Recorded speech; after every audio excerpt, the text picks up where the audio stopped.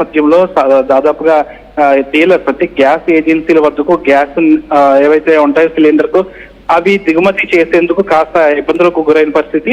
అయితే గ్యాస్ ఏజెన్సీల వద్ద డీలర్లు ఒకటే చెప్తున్నారు, మాకు వచ్చే దిగుమతులు రాలేదు కాబట్టి కాస్త కొన్ని రోజులు సమయం పట్టొచ్చు అని కొంతమంది ప్రకటించడం, అంతేకాకుండా గ్యాస్ సిలిండర్లు బ్లాక్ లో కూడా అమ్మకాలు జరగడం మనం ఇప్పటి వరకు చూస్తుంది. అయితే ఏలూరు జిల్లాకు సంబంధించి ద్వారక తిరుమలలో ఒక విచిత్రమైన సంఘటన చోటు చేసుకుంది. సాధారణంగా ఇళ్లలోకి చోరీకి వెళ్ళిన వాళ్ళు బంగారమో లేదా డబ్బులో దొంగిలించుకుని వెళ్తూ ఉంటారు. కానీ ద్వారక తిరుమల గ్రామంలో ఒక కుటుంబంలో ఉన్న అర్ధరాత్రి వేళ ఇంట్లోకి ప్రవేశించి గ్యాస్ బండను దొంగిలించిన ఘటన మనం వెలుగులోకి వచ్చింది. అయితే దీనికి సంబంధించి ఎవరైతే బాధితులు ఉన్నారో యజమానులు, ఇంటి యజమానులు కూడా పోలీస్ స్టేషన్ లో కంప్లైంట్ పెట్టారు. విచిత్రంగా ఇప్పటి వరకు కూడా ఇలాంటి సంఘటన అనేది ఎప్పుడు కూడా జరగలేదని చెప్పాలి. వాస్తవంగా దొంగతనాలు చేసే వాళ్ళు బంగారమో లేకపోతే ఇతర వస్తువులు దొంగిలిస్తారు, కానీ గ్యాస్ బండను దొంగిలించారంటే అసలు గ్యాస్ కు సంబంధించి కొరత ఏ విధంగా వచ్చిందని మనం చెప్పనక్కర్లేదు. అంటే సాధారణంగా ఇప్పుడు గ్యాస్ బుక్ చేసుకుంటే ఒక 1000 రూపాయలకి మనం ఆ గ్యాస్ ను కొనుగోలు చేసుకుంటాం. కానీ ఇప్పుడు పరిస్థితి ఏ విధంగా ఉందంటే ఒక గ్యాస్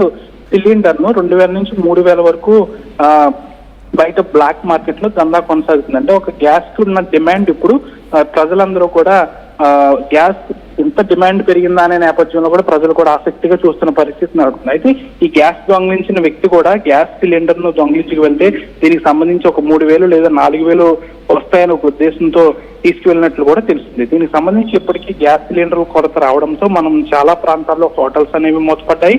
అంతేకాకుండా పురాతన పద్ధతులు ఏవైతే పూర్వ పద్ధతులు ఏవైతే ఉన్నాయి, కట్టెల పొయ్యిలతో పాటు రంపపు పొట్టె పొయ్యిలు, రాజస్థానీ బట్టి పొయ్యిలు, ఇటువంటి వాటికి ఈ మధ్య గిరాకీ పెరిగింది. అంటే కరోనా కాలంలో మనం కరోనాకి సంబంధించి చాలా అనుభవాలను నేర్పింది. అదే రీతిలో ఇప్పుడు ఇరాన్, అమెరికా, ఇజ్రాయెల్ యుద్ధ నేపథ్యంలో చాలా అనుభవాలను కూడా ప్రజలకు ఇస్తున్న పరిస్థితి కూడా నెలకొని భవిష్యత్తులో ఇలాంటి గ్యాస్ కొరత రావచ్చు. కాబట్టి మనం ఇప్పటి నుంచే కాస్త గ్యాస్ కు ప్రత్యామ్నాయంగా ఇతరత్ర ఏదన్నా చూసుకోవాలనే ఉద్దేశంతో ప్రజలు కూడా కట్టెల పొయ్య లేదా ఎలక్ట్రిక్ కుక్కర్లు మరియు ఈ రంపపు పొట్టుతో చేసిన పొయ్యిలు, రాజస్థాన్ పట్టి పొయ్యిలు, ఇటువంటి వాటిపై కూడా మొగ్గు చూపుతున్నట్లు తెలుస్తుంది. చాలా వరకు కూడా గోదావరి జిల్లాల్లో గ్యాస్ సరఫరా అంటే కమర్షియల్ సిలిండర్లకు సంబంధించి ఇటు హోటల్స్ లో కమర్షియల్ సిలిండర్లు అనేవి నిలిచిపోయాయి. కమర్షియల్ సిలిండర్లు లేకపోవడంతో హోటల్స్ యజమానులు, ఇటు ఏదైతే హాస్టల్ సిబ్బంది ఎవరైతే ఉన్నారో వీరందరూ కూడా ఈ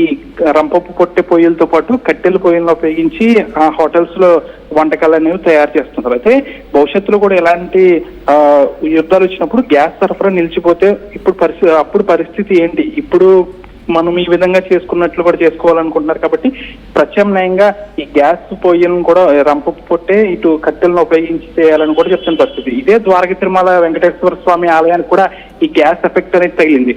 పెద్ద ఎత్తున రోజుకి ద్వారక తిరుమల వెంకటేశ్వర స్వామి ఆలయంలో 7000 మంది అన్న సమారాధన అనేది జరుగుతూ ఉంటుంది. దీనికి సంబంధించి కమర్షియల్ సిలిండర్ల కొరత నిలిచిపోవడంతో ఆ దేవస్థానానికి సంబంధించిన సిబ్బంది కూడా రాజస్థాన్ బట్టి పొయ్యిలను దిగుమతి చేసుకున్నారు. దాదాపు రాజస్థాన్ బట్టి పొయ్యిల నుంచి కట్టెలను ఉపయోగించి అన్న ప్రసాదాలను కూడా వండుతున్న పరిస్థితి కూడా నెలకొంది. ఏదేమైనప్పటికీ కూడా గ్యాస్ సిలిండర్ల కొరత లభించడంతో ఇటు గ్యాస్ సిలిండర్ దొంగతనాలు జరుగుతున్నాయి.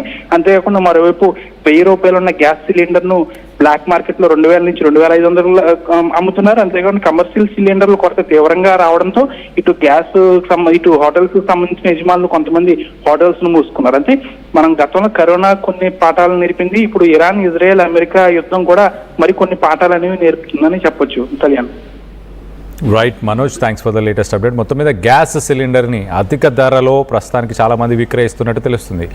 అలాగే ఇటు ఇండక్షన్ స్టవ్స్ కానీ లేకపోతే ఇటు కట్టెల పొయ్యితో కూడా వంటలు చేసే ప్రయత్నాలు చేస్తున్నారు. ఇటు ద్వారకా తిరుమలకు సంబంధించిన గుడికి కూడా, ఆ టెంపుల్కి కూడా దీని ఎఫెక్ట్ తగిలిందంటే అర్థం చేసుకోవచ్చు. మీ ఏరియాలో మీరు గ్యాస్కి సంబంధించి ఏమైనా ఇబ్బందులను ఎదుర్కొంటున్నారా?